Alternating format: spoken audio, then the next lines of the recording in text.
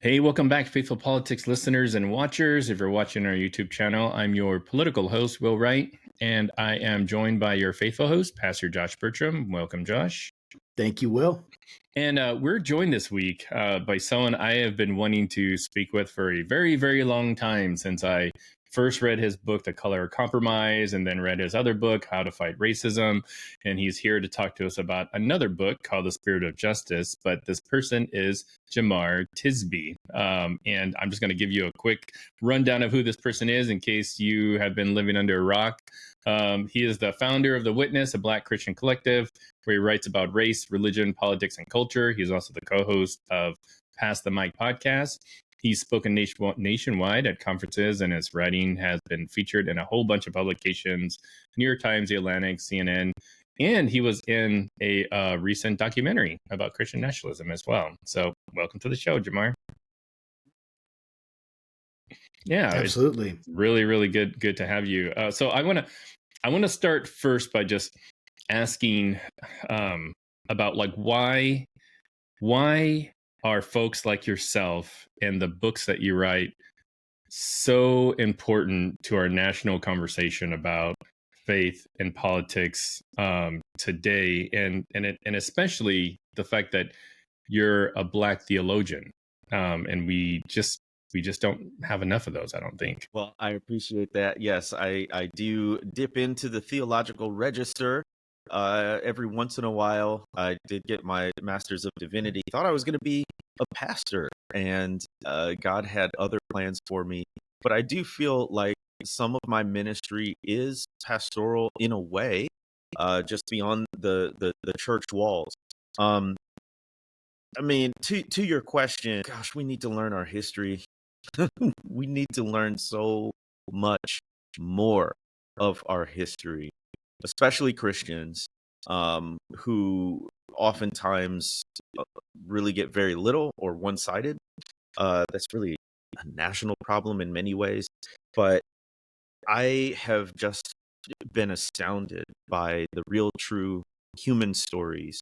And one of the things I love about history is people can say they believe whatever they want, but history has the receipts, because history is a record of people's actions, and how you act actually betrays what you truly believe. So I just think it's incredibly revealing for us in good and bad ways. And so in this book, The Spirit of Justice, I think it's in one of those good ways where we can look at people of faith who, because of their faith, found ways to resist racism and fight for justice, no matter what the odds or the obstacles. And I think we can be inspired by their example. I love that. I would love to ask you, as a historian and theologian, kind of a method question, because, you're studying people from the past. You're studying what they do in their actions, right? Of course, reveals so much about what they believe. But how do we study from people from the past when it comes to something like racism or anti-racism? How do we see them in their own context and judge them fairly according to the standards of their day, not necessarily ours? How was that process for you, and how do you, like, what advice do you have for people like me, just the normal person that maybe doesn't have all the training to try to do that well? I often hear people say, well, you can't, it's not fair to look at historical figures and judge them according to the morality or the standards of our day. To which I say, you asked, how do we approach this theologically and historically? If you are a person of faith, if you're a Christian, then our standards for right and wrong, righteousness and unrighteousness, justice and injustice, they don't change. They're given to us by the Creator. And so it doesn't matter what time period you're looking at. Right is right and wrong is wrong. Justice is justice. Injustice is injustice. So I think we can bring that, and ought to, as people of faith, to the historical record. Another objection I often hear is, well, they were just men of their time, particularly talking about slaveholders, segregationists, people doing bad stuff. They're saying, well, they were just men of their time. And what's so interesting is, during slavery, there were also abolitionists. And there were also people who worked against segregation.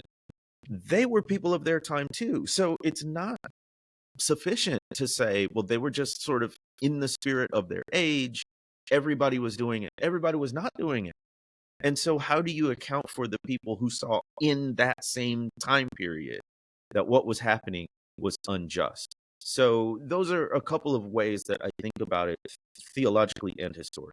So in your book, The Spirit of Justice, you are bringing to light stories of, unsung heroes, people who resisted racism, folks I mean, if I'm being honest, had no idea existed and what they actually did. So what motivated you to, one, write this book, and two, why did you choose the folks that you included in the book? Yeah, so Will, you're getting at something that is extremely important, which is like we don't here. This is a term I heard in grad school that has stuck with me. We have an impressionistic view of history, meaning we have general impressions of stuff that happened. There was this Civil War, there was an American Revolution, there was a Civil Rights Movement. We may know a couple names here and there, but when it comes to the specifics, we really aren't that well informed. And so I think there's actually a power to learning history in its specificity. So in learning the names and the dates and the places, but more than that, the real life, true human struggles of people. So there's a certain power in that too, which is that's my sort of commercial for people to go out and go study history more. And trust me, I don't know what your background was in school, whether you loved it or hated history, but it is really interesting. Revisit it, give it another chance. Everybody deserves a second chance. So does history, right? And you asked about like why I wrote this book. There's this really powerful quote by Howard Thurman in his incredible book, Jesus and the Disinherited. Howard Thurman's a theologian, almost a Christian mystic, Black man who lived before and during the Civil Rights Movement. And he says this in the introduction or preface to that book, Jesus and the Disinherited. Why is it that Christianity seems impotent to deal radically and therefore effectively with the issues of discrimination and injustice on the basis of race, religion, and national origin? Is this impotency due to a betrayal of the genius of the religion, or is it the basic weakness of the religion itself? So he's asking this question I think many of us have wondered. When it comes to fighting racism, is there something wrong with Christianity? Is there something inherent to the religion, because it so often seems like it's part of the problem, like Christians are part of the problem? So Thurman ultimately comes down on the position of, this pro-slavery, pro-segregation, pro-white supremacy Christianity isn't the true faith. And to the extent that people call themselves Christians and practice those things, it is a betrayal of what he calls the genius of the religion. I tend to agree. And I wrote this book, The Spirit of Justice, to give us those examples. We don't just have to say it. We can prove it, because there's another side to the story. There's the side of white Christian complicity with racism, but there's also the side of Black Christians courageously confronting racism. So I wanted to tell that story too. That's really good. And I love your comment about history. I have recently gotten into the study and understanding of history even more, trying to understand how we can even study the past and make inferences from the past into the present. And it's so important to look at these things because we deal with stuff that has been dealt with, and people have had to deal with human nature, right, for as long as we've been around, and they've worked through that, and we can learn from them. And I just love that. And that quote that you just gave is so powerful. So powerful. It's absolutely amazing, dude. It's so good. And you highlight these individuals like Robert Smalls, Jarena Lee, and what they used and how they used their faith to fuel their resistance. How did their spiritual convictions drive their actions in the fight against racism? And what kind of lessons can we learn today from what they did? They confronted injustice. They stood up for right when everything was wrong. So Jarena Lee was the first woman authorized to preach in the African Methodist Episcopal Church. She went to Richard Allen, the first bishop of the AME, and said she felt a call to preach. He said, no, we don't do that. He authorized her to essentially be, a Sunday school teacher, and she was able to teach in various ways. But then there's this really dramatic event years later where she still felt that call. Somebody was actually in the pulpit preaching, and the preacher apparently lost his thread, just started stumbling. She actually interrupts the service, basically, shuffles this guy out of the pulpit and says, I'll take over, and starts preaching. And then, Nice. church just goes on. And then afterwards, Richard Allen, who had originally said, no, you can't preach, we don't let women preach, was like, I was wrong. She's got the gift. This was amazing. And so she's authorized to preach.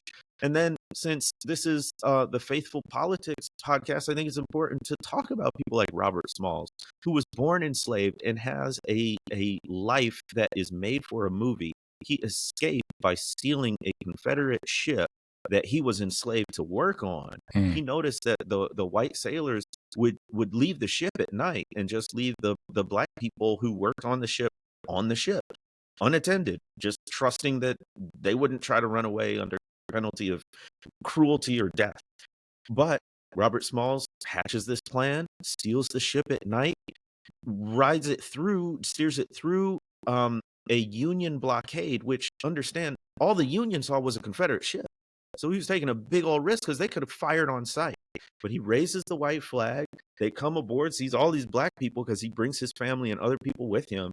And then the incredible part of the story is, not only does he escape to freedom, like the plan works, but also he joins up with the Union Navy.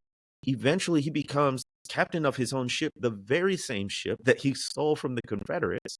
And then he becomes this well-renowned speaker, because the story was astounding even back in his day, right? During the Civil War. So he becomes a speaker.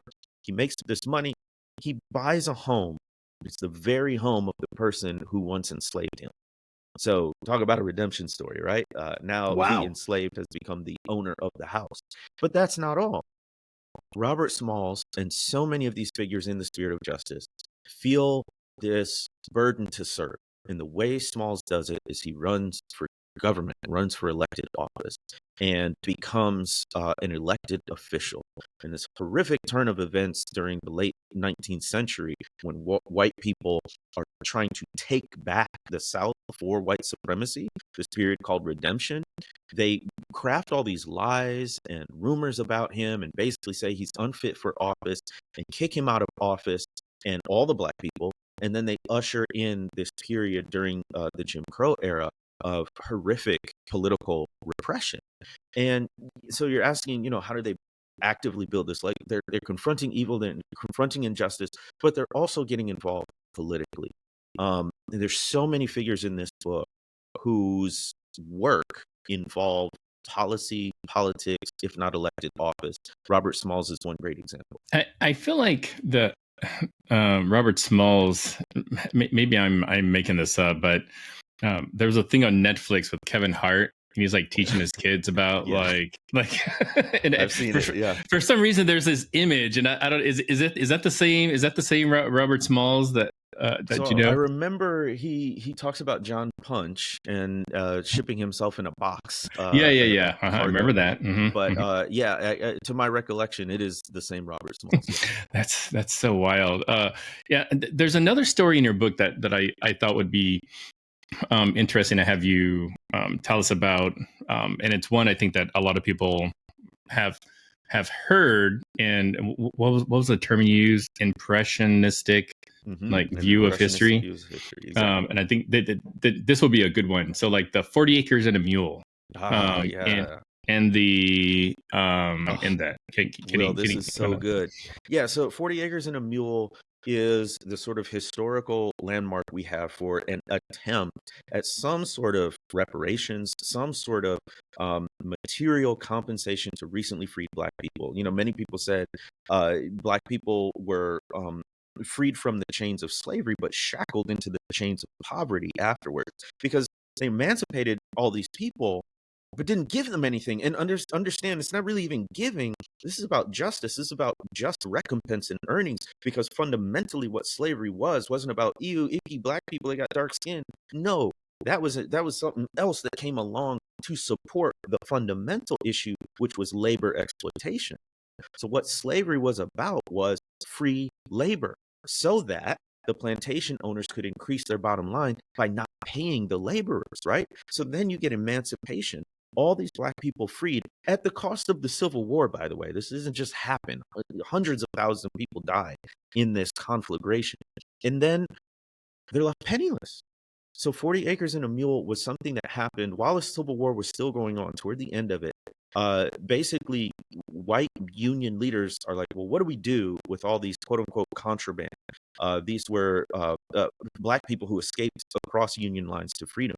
And so there's a Christian part in here, because as they're trying to figure this out, they gather a group of black ministers. Black ministers are seen as the leaders broadly in the community, not just religious leaders, because often these are the most educated, they have respect, they are shepherding people, they're community leaders. So they bring together this group of community leaders who are all black male ministers, and they ask them, hey, what can we do? What do you want? And it's so interesting. These people who've been enslaved themselves personally, but also for hundreds of years, they don't say, we want to get revenge against our oppressors. They don't say, we want to form our own country and have our own army and never deal with y'all white folks again. They said, give us our own land so that we can farm it, sustain life for our families, and make a little money. Give us 40 acres. And then later came along the idea of a mule to help drag the plow so that they could plant. And it was black ministers, it was black Christians who had the key role in saying, listen, we don't want a handout. We're not even asking for back pay. Just give us an opportunity to work for ourselves, to sustain ourselves, and we'll be fine. That's fascinating, man. I love hearing how, the ministers were, number one, leaders. They were acknowledged as leaders because that's what they were. And they were also so practical in what they were doing in the community. It wasn't just preaching, right? Which you get this idea of ministers as just preaching, but it was so much more than that in shaping the community. And I think that's really amazing. I know that the history of African Americans, the history of, our United States and its complicity in racism and slavery in the church has been interpreted in various ways. It's been used in various ways for ill or for good. It's also been changed many times. People have tried to take things away or erase things or try to give a different narrative. How do you hope that your book, The Spirit of Justice, contributes to the preservation of Black history? And why is this so important, reclaiming this and these narratives so crucial and important for the future of our nation and in particular race relations? My burden is that the church would know history. And I mean that burden, like it feels like a heavy weight. That and like the Bible says, a fire shut up in your bones, right? So I think that as much as we study the Bible, as much as we hear the word preached, the Bible has a historical context that adds so much richness and depth to our understanding of God speaking to us through the pages of Scripture. Well, guess what? Our nation and our society has a context as well. One of the things historians say is everything has a history. What got me involved in an academic way in history was I'm looking at Ferguson and the killing of Mike Brown, and I'm asking questions. Why does this spark such a reaction among the Black community? Right? Why is it that people who've never even heard of Ferguson can identify with that community? And then I start learning about redlining and residential segregation. And then I talk about I started to think about why is there this sort of at odds nature between law enforcement and Black individuals and Black communities. And then I start studying the origins of some of modern day policing being rooted in slave patrols and the control of Black bodies after emancipation, right? And to me, history just unlocks so much of this. And the reason why people are trying to suppress history is because it is dangerous. It is subversive. Josh, you study too much history, you're going to become a progressive. I'm sorry. because what's happening is here's my take. Tell me what you think. If you study bipartisan politics, particularly at the federal level, there's strategies each party uses to gain votes. In general, there's a party that looks to the past and says we need to recover something we lost. And there's a party that looks to the future and says we need to move forward toward progress. A party that appeals to the past and a party that appeals to progress. When it comes to race, this is what I say in my second book, How to Fight Racism. What do you want to conserve historically? What do you want to conserve? That's a great question. Then, if you don't want to conserve the slavery, nobody wants to do that, right? If you don't want to conserve the segregation, if you don't want to conserve people not being able to get certain jobs or live in certain neighborhoods, whatever, if you're not trying to conserve that our racial past in terms of bringing it back, then guess what? You're default a progressive because you're saying you want to move forward. So sorry. Dude, I just have one quick comment on that. I totally hear you because I think that kind of has happened. I mean, I still very much feel conservative theologically and all that stuff, but one of the realities is, the whole phrase "Make America Great Again." I never even thought about that, and then I thought, well, it just hit me because I've been studying so much history and thinking, well, great again for who? And yeah, exactly. I was like, exactly. Make it great again for who? That's a really important question. Who is it making it great again for? And I just thought that was funny. Yeah, the other thing, Jemar, is does any of this stuff get taught in Bible college, seminary, anything like that? I mean, it's and I'll tell you why I asked the question, and Josh already answered it. But it's I was having a conversation with a pastor friend, relative. Actually, he's my brother-in-law, and we were talking about like the doctrine of discovery, or like the Negro Bible, or like, hold on, I've got a book sitting right here on my shelf. It's How to Make a Negro Christian. Wow. And it seems like if you are, a Christian and you're going into a missionary field, one of the things you would do is to learn about the culture, learn about the history.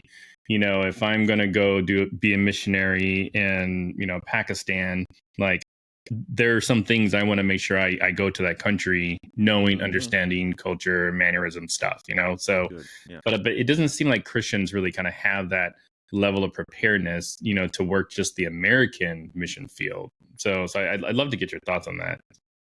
It was always so selective. So, for instance, we know by now that the Southern Baptists split in 1845 over the issue of slavery. But one of the things I talk about in my first book, Color Compromised, is the exact contours of the split. So let's move beyond the impressionistic view of history. The exact issue was, could a missionary be in good standing and enslave people? And so let's think about the implications of that. You have this white person from the United States going overseas, likely to a country populated by Black or brown folks, wanting to preach the gospel, meanwhile enslaving those very same kind of people in the United States. And that dissonance, right? Like how can you, and being a missionary is a big sacrifice, right? Like you're leaving family, you're risking life, all of that stuff. How can you be so dedicated, so devoted to spreading the gospel among these different people, and then right in your own backyard, right in your own household, not see the full humanity of people who look probably just like the ones you're going to serve, right? So that's always been the case. And it's, it's that you could probably speak to this theologically. There's something in our, selfish human nature, human proclivities that wants to absolve ourselves, that turns a blind eye to our own sin and our own ways of dehumanizing people, paints it in the most positive light, and allows us still to go do potentially good things, right? Like I talked about in Georgia, how during the a foregone conclusion in Georgia, it was originally founded as a free state, but there was this Christian who enslaved people, didn't want to originally, but then was persuaded because he had some land, needed to farm it, needed to turn a profit, and used enslaved labor to do it. And part of that money went to support an orphanage, ostensibly a good cause, right? But that's the sort of convoluted ways that we bend and contort ourselves in order to justify injustice. I don't have a great, satisfying answer. It's really confounding when you look at the historical record and even people today, right? But I think humbly, we should all be aware that we can be capable of incredible hypocrisy and a blindness to that same hypocrisy. Yeah, that's really, really good. You know, one of the things that you cover in your writings and in this book and specifically is you kind of examine the cost of resisting slavery, not slavery, but racism. Obviously, slavery was racism. But speak to us a little bit about the personal sacrifices that people made and how we can honor their legacy. And also, what does that cost today? How can we learn from the cost of resisting racism in the past and understand what it's going to cost us today? Like Jesus says, count the cost, right, as we move into it. What do you think? The book, The Spirit of Justice, focuses on Black Christians. They're by far the majority, but I do talk about some white folks who stood up against racism, and at great cost. So in the introduction, I talk about Charles Morgan Jr. I loved writing this part because it's a throwback to my first book, The Color of Compromise. Charles Morgan Jr. is a white lawyer in Birmingham. And the day after the 16th Street Baptist Church bombing, where 4 little girls are killed, he gets in front of a group of all white businessmen and says, who did it? Who threw that bomb? And he answers his own question. He says the answer should be, we all did it. What he's getting at there is this idea of compromise, that all these guys in the room, none of them planted the dynamite. But by not speaking up, by not taking active action against racism, they had basically created a context for a bombing like this to occur. What I didn't say in The Color of Compromise is what happened next. So within 24 hours, Charles Morgan Jr. is getting threatening phone calls. He receives a letter with a list of all the places his wife and son had been on their daily errands to sort of convey the message, hey, we're watching you and your family. And basically, he gets run out of town. And I think one of the tragic details of history, again, moving beyond an impressionistic view of history, their son had to give away their 2 family dogs. Now, I don't know if y'all are pet owners, but it is absolutely devastating to lose a pet and then to have to give them away because racists are running you out of town. What a horrible reason, right? And he's also, so that's a demonstration of the cost. Like, he never could live in his hometown again, simply because he gave a speech. Like, this is not some dude out boycotting, rallying, protesting, whatever. He gave a speech that intimated, hey, white folks, we may have some responsibility here to address racism. And that was enough.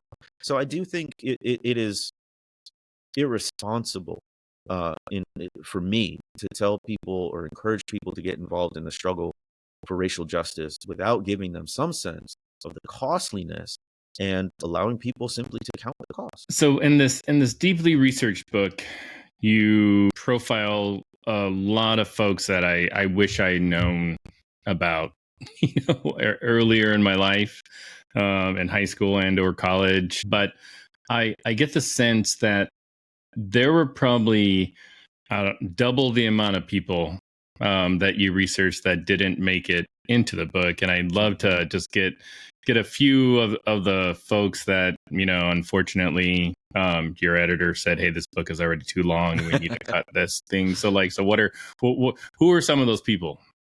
It's a fun and frustrating question. This book is my longest book by maybe a couple dozen pages. And so it was ironic because in approaching this conceptually, I was like, am I going to be able to find enough people who stood up against racism to fill a whole book? Because the story on the other side is much more copious. But the great news was not only could I find enough, there were more than enough. And so a little bit of my grid for selecting the people I did, one, they had to have some sort of demonstrable stance against racism, be that big or small. But two, I also wanted to explicitly tie their actions to their faith. And so part of the reason maybe someone made it in the book or didn't was I wanted to have some sort of historical record that spoke to their faith. And not everybody had that. It doesn't mean it wasn't there, but it wasn't written or recorded or something like that. So that was part of the grid. I wish I could have written about, Howard Thurman, for one example. Another example is Tom Skinner, Black evangelical in the 1970s, or Bill Pinnell, his colleague. There were a lot of folks who I didn't write about because there's other great work about them. So Fannie Lou Hamer is one of my historical heroes. She doesn't have her own subsection here because I talk about her in my second book, How to Fight Racism. And there's also a great recent biography of Fannie Lou Hamer called Until I Am Free by Keisha Blaine. So if you could find it elsewhere pretty easily, maybe they didn't make the cut in this book, but it doesn't mean they weren't significant and important. Yeah, that's really good. In the context of your book, part of the point that you make, and I think it's really well made, and is that faith is not just a personal belief, but is a source of resilience and activism. Like faith is something that actually isn't just about what we think about, or where we go to church and what our personal beliefs are, that it should essentially materialize in some kind of real action and activity in our life that's promoting justice, right? Mm-hmm. So how do you see the role of faith evolving in our current racial justice movements, especially in the face of growing challenges? Seems like, again, racism has come to the fore. We didn't have as much progress as we thought we had. And at least that was my sentiment. That was my feeling when, in the last 5-10 years. And I would just love, because one of my hypotheses, my theories maybe, is that, because of the church's resistance to really tackle racism, our witness has been destroyed in many ways, and many people, especially younger generation's minds, has been destroyed. I think it's a huge part, and I don't have a lot of evidence to back that. Maybe you do from your research, but it's been a travesty. And young Christians are leaving probably because they just think hypocrisy, and we're not salt and light. We don't preserve anything. We don't have moral authority. We say one thing, and yet we're not willing to confront others. What do you feel like? How do you feel like faith today, in light of what you've written about, how should it push us forward, and even just address some of the things that I've just mentioned? So I agree with your hypothesis that our lack of a public witness for justice as the church has turned some people off from the church. There's recent data from the Public Religion Research Institute. They surveyed 500,000 people to get religious demographics today. And the religiously unaffiliated, or the nuns, NONES, are now more than a quarter of the population. And as a group, the nuns outnumber Catholics, mainlines, or evangelicals singly. Combined, they're a bigger group, but you take any one of those specific groups, and the nuns are a bigger group than that. So the landscape for ministry has to contend with that. And by the way, Religiously unaffiliated means just that. It just means they don't claim a particular tradition or institutional home, but the number of agnostics and atheists has remained relatively the same. So it's not that people aren't believing in a higher power at all. It's that they don't want to be associated with these churches and traditions that have done such a horrible job, whether it's through sexual abuse scandals or abuses of power and narcissism, or, yes, as you say, a failure to confront racism. I have countless stories of regular everyday churchgoers who there would be some horrific cell phone video of a Black person being brutalized by law enforcement or vigilantes, and not a whisper of it in church that next Sunday. Not in the prayers, certainly not in the sermon. And that silence spoke volumes to people. So I think what we need to do, what folks like you need to do, or who are in church leadership, think about how you want you and your congregation to be remembered. What do you want the history books to say about you? I say that because maybe if we think in terms of a legacy, we get a little bit more boldness. And I think that's what's lacking.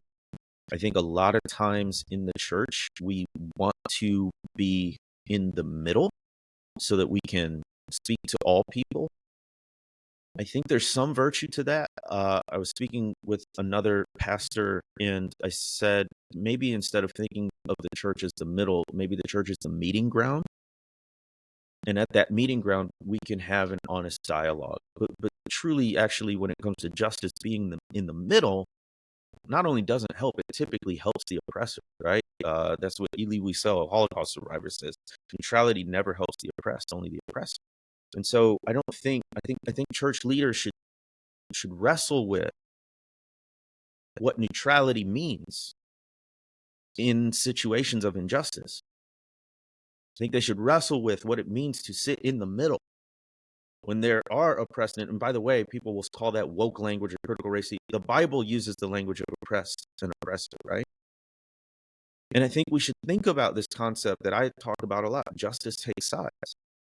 But then how can the church be a meeting place where people can say, come, let us reason together, and let us, not pound people over the head with our views, but carry out to its logical conclusion what we do believe because of our faith, and go forth and act accordingly. So there's not a super satisfying answer that ain't controversial. The last thing I'll say around this is, for people who are timid, read the history and learn about the Black church tradition, because a lot of what sounds radical or confrontational or extreme is actually very in line with the historical Black church tradition. But what's happening is there's an absolute ignorance on the side of many of what the Black church is like. They've never worshiped in a Black church, much less really been discipled by Black Christian leaders who understand being from a historically marginalized group and have come to the Bible with those questions and those priorities. Therefore,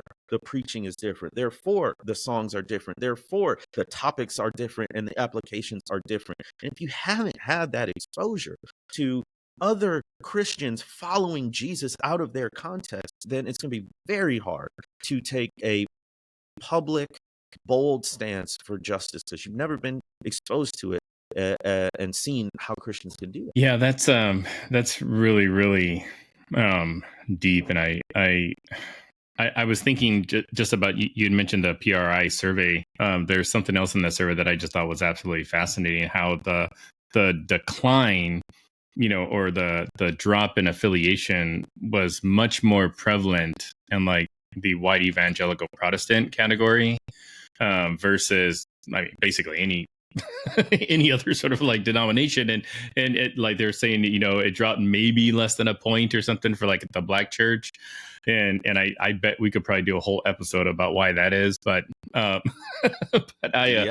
it's because of what Josh was bringing up. It's the hypocrisy people see or perceive, particularly in the white evangelical space. Trumpism has a lot to do with that for people, in politics in general, but also, like I said, the treatment of women, sexual abuse, a lot of people looking at LGBT plus issues, treatment of racial issues. It's a whole complex of those things. But yeah, and to your point, Will, I remember being in churches and seminaries late 2000s, early 2010s, And the line was, evangelical churches will do nothing but grow because we have a very firm and clear doctrinal stance. And these other churches, these mainline Protestant churches that are wishy-washy about doctrine, wishy-washy about the Bible, they're going to go away because what people really want is, hard-hitting truth, boundaries, something they can latch onto. Well, actually, the opposite has proven true. Mainline numbers have remained relatively stable over the past 10, 15 years, but the numbers of white evangelicals have dropped precipitously. And maybe I'm not up here arguing we shouldn't have doctrine or clear standards. I'm just saying that some of that rigidity that people looked to as a positive good and that was going to ensure the growth and the health of the church, actually, maybe that doctrine wasn't that healthy. Or maybe at least the way you held it wasn't that healthy.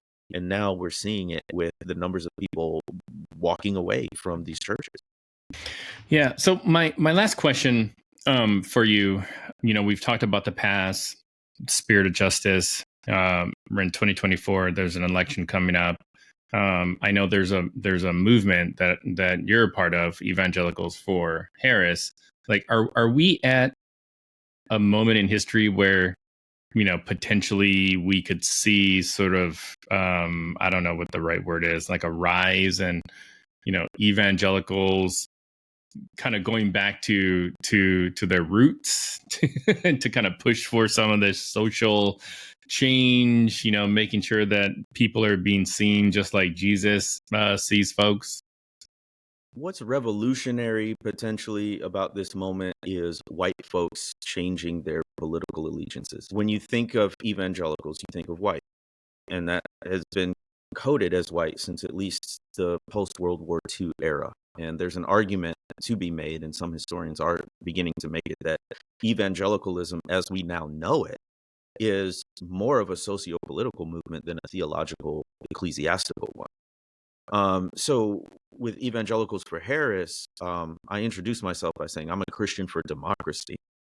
And that's what I think is at stake here. And, other people disagree, but I think with January 6th, Project 2025, other things, that there's a very real possibility that our votes won't mean the same thing or count the same if it goes a certain way.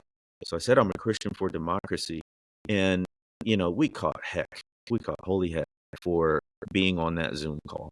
And the mere intimation that you could be a Christian and vote Democratic, right?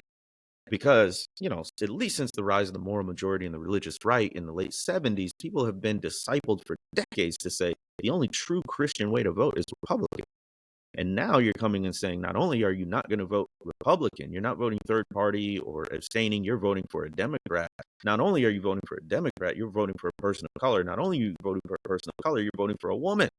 Like, checking all those boxes, These are, all of the elements of the apocalypse right just here. Busting the gates of hell wide open, Exactly.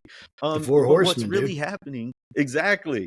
And what's really happening here is this is not anything that is out of the norm for the Black political theological tradition.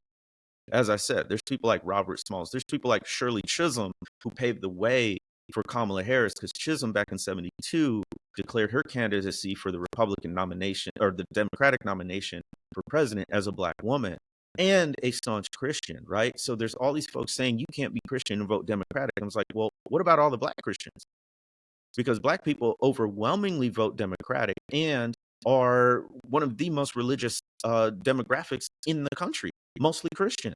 So are you literally going to dismiss all of the Black Christians who vote Democratic? So I say, this is really about white people changing their votes and potentially voting for Harris. That's what I mean, because it's not out of the norm for Black Christians to vote Democratic in these modern times. It is out of the norm for white evangelicals to vote anything other than Republican. And that's what's got folks on the far right really rattled, and that it really is the conversation point for a lot of people. Yeah, that makes a lot of sense. I was thinking they're probably like freaking out, like, man, we're losing our hold on the the white Christian vote or whatever, and that it doesn't bode well. I'm sure if they're feeling that, And now Taylor Swift endorsed. Oh no! Oh no! I know it's all over now. T Swift, Tay. My girls last night, and this is the last thing I'll say, and then I just have a practical question. My girls last night, we were watching the debate, and I haven't said I'm voting for either one of the candidates that are up there, and they were like, I don't want the angry man to win. I want the girl to win. I want the girl to win. And like my 5-year-old is saying all this stuff. They're like, did she win? Did she win? I'm like, baby, we haven't voted yet. It was just funny, dude. From I'm the like, mouths all right. of babes. That's so funny because my junior high schooler had the same impression. He wanted to stay up late, so he was like, "Can I watch the debate with you?" Yeah. And so he was just like, "Trump just seems mad." I was like, Yeah, I think he did get pretty mad at a few times there. But Jemar, thank you so much for being on the show with us. How can people get the book, and how can they follow your work, and what do you have coming down the pike? Well, y'all, thank you for having me on the show. Thank you for, talking about this from a faith perspective, talking about politics, because I think we need more of that, not less. Folks can get the books wherever you get your books. Support your local bookstore if you'd like. And since books take a really long time to write, like years, if you'd like to keep up with my writing in between, I would love it if you subscribe to my Substack. I describe it as a newsletter on steroids, a lot of functionality, but I write there frequently at jemartisby.substack.com. You can subscribe for free, or you can support my work by being a paid subscriber at jemartisby.substack.com. And I'm on all the socials at Jemar Tisby. Yes, I'm literally working on the next book manuscript now. Can't say much about it, but it's already in the works, so more to come. Your Substack is excellent. I read it every time I get an email. Thank you, Will. So kudos. And we will definitely put all that into the show notes, and would love to have you on again to talk about your new book when it comes out, whatever that is. Thank you, Jemar. Really appreciate all your work. Likewise. Thank you for having me. You're welcome. And to our viewers and listeners, thank you so much for joining us. And make sure, until next time, keep your conversations not right or left, but up. Take care, guys.